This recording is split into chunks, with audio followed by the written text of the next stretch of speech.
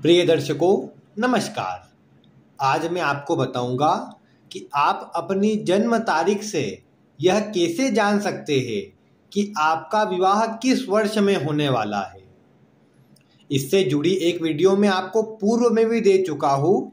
उसमें कई दर्शकों की कुछ कन्फ्यूजन भी थे।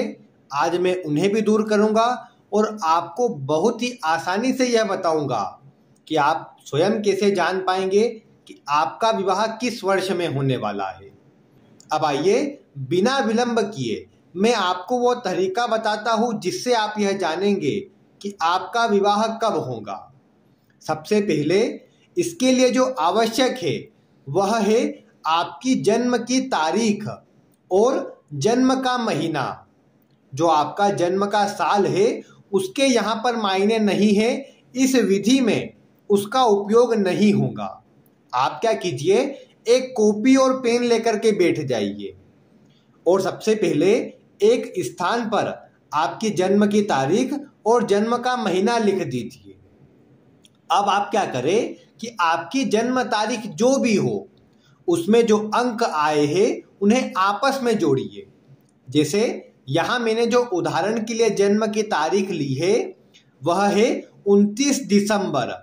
तो 29 यहाँ जो जन्म तारीख है इसमें दो अंक आए हैं, पहला 2 और दूसरा 9। तो 2 और 9 को जब जोड़ेंगे तो हमें यहाँ पर 11 प्राप्त होगा। इसी प्रकार आपको भी करना है। अपनी जन्म तारीख में जो अंक आए हैं उन्हें जोड़ना है। यहाँ पर जोड़ने पर पुनः 2 अंकों की संख्या प्राप्त हुई है। तो अब मैं क्या करूंगा, इन 2 अंकों की संख्या को पुनः आपस में जोड़ूंगा। तो जब मैं 1 और 1 यानी 11 को जब आपस में जोड़ता हूं तो मुझे 2 प्राप्त हो जाता है।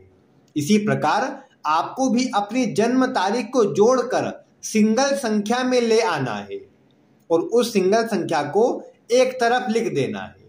इसके बाद आप अपने जन्म के महीने को देखें। 1 से लेकर के 12 तक का आपका जो भी जन्म का महीना हो, जैसे यहाँ पर दिसंबर है तो दिसंबर 12वां महीना है। तो यहाँ पर 1 और 2 इन दोनों को हम पुनः आपस में जोड़ देंगे। तो 1 और 2 को जोड़ने पर हमें 3 प्राप्त होगा। तो इस 3 को भी हम उस पहले वाले 2 के साथ में लिख देंगे। अब आप क्या करें कि जिस वर्ष में विवाह के लिए देख रहे हैं, जैसे अगर आप 2022 में विवाह के लिए प्रयास कर रहे हैं तो यहाँ पर आप 2022 भी उन अंक के साथ में लिख लीजिए। अगर 2023 में देख रहे हैं कि विवाह होगा या नहीं तो उन 2 अंकों के साथ 2023 भी लिख लीजिए। मैं अभी उदाहरण के लिए 2022 में ही चेक कर रहा हूँ कि विवाह होगा या नहीं।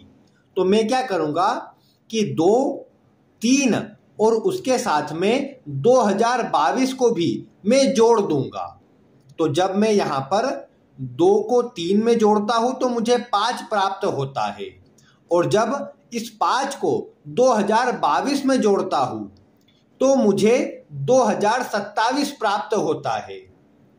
आप भी इसी प्रकार जो पहले संख्या को जोड़ने पर आपकी जन्म की तारीख को जोड़ने पर आया है वह, आपके महीने को जोड़ने पर आया है उसे, और जिस साल में देख रहे हैं उसे, इन तीनों को जोड़ दीजिए और उन तीनों को भी जोड़कर एक सिंगल अंक की संख्या लेकर के आइए। जैसे यहाँ पर मुझे 2027 प्राप्त हुआ है। तो जब मैं 2 धन 0 धन 2 और धन 7 को जब जोड़ता हूँ तो मुझे कुल संख्या 11 प्राप्त होती है। अब जब मैं इस 11 में 1 और 1 को पुनः जोड़ूंगा तो मुझे 2 प्राप्त हो जाएगा। इसी प्रकार आपको भी जोड़कर एक सिंगल संख्या ले आनी है। वह सिंगल संख्या आ जाने के बाद एक छोटा सा ही कार्य करना है। यह जो आखिरी में सिंगल संख्या आपको मिली है इसे विवाह का मूलांक कहते हैं या विवाह मूलांक कहते हैं। तो आपको आपकी जन्म तारीख पता है और विवाह मूलांक आपके पास निकल गया है। अब आप क्या करें, आपको स्क्रीन के ऊपर एक चार्ट दिख रहा है।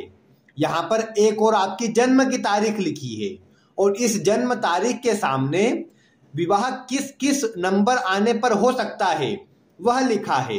तो यहाँ पर हमारे उदाहरण में जन्म की तारीख थी 29 और विवाह का मूलांक आया था 2।